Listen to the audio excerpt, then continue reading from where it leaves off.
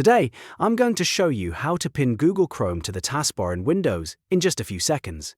This is one of the easiest ways to make Chrome faster to open, because instead of searching for it every time, you can launch it right from your taskbar with a single click. If you find this tutorial helpful, make sure to hit like and subscribe for more quick Windows tips and simple how-to guides. Let's jump right in. First, click the Windows Start button, or if you prefer, open the search bar at the bottom of your screen. This is where you can quickly find apps installed on your computer. Next, type Google Chrome into the search box. As soon as Chrome appears in the search results, right-click on Google Chrome. A menu will appear with several options, and from that list, select Pin to Taskbar. Windows will instantly add Chrome to your taskbar, usually at the bottom of your screen.